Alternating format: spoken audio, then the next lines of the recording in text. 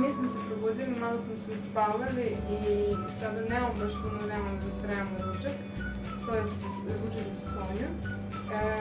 Ono što ću ja uraditi sada jeste mali trik iz frižidera, to je zamrzivača, kojim želim da podelim sa vama. Stavim moju super magičnu kecinu, na kojoj piše peporasta biće bubarica i sa njom spremam super jednostavno jela. Tako da, ajde da pogledate. Ono što kuvam ovdje jeste bujon novi, a posle ga pakujem mali činjenici i stavim u zamrzivač, tako da kad onako treba brzinsko neko jelo, onda iskoristim ovo iz zamrzivače i to mi je super. Tako da ću sada pripremiti ručak koji neće imati meso, jer nemam vremena kada ga kuvam, ali pošto ovdje imam svih tih sastojaka iz mesa, stavit ću šargarepu, krompir i grašak i to je sve gotovo za 20 minuta. Tada! Ono što mi je potrebno jeste zaleđeni bujon, krompir, šargarepa i grašak za ovaj ručak. Ovo ću oljuštiti i iseći na što sitnije, a za to vreme stavim bujon u šerpicu da se okupi skroz.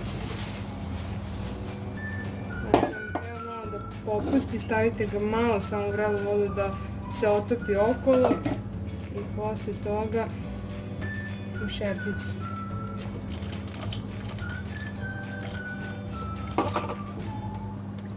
To.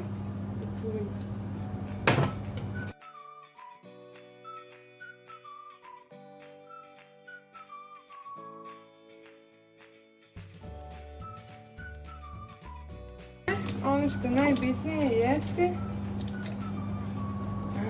lepa šargarabica. Jeste da isečemo što manje komadići.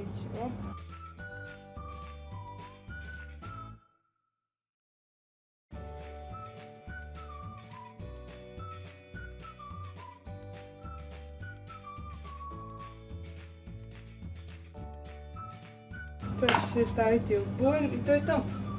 Evo da bujon se ovdje otapa polako. Roknem to sve zajedno. Krompirići i naravno poklopac. Da to sve bude što pre gotovo.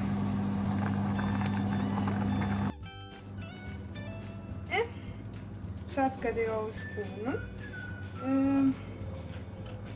i ono što ću sad uraditi jeste, prvo ću izdvojiti ono što će Sonja jesti prstima, a to je malo krompira.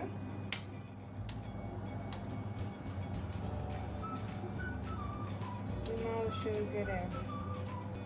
To ona jede prstićima, pa može i po neki grašak. Dobro.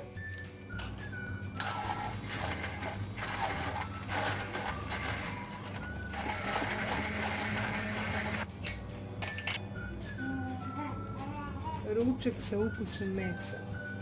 Što bi rekli? Sonja, ćemo idemo da jedemo? Jam?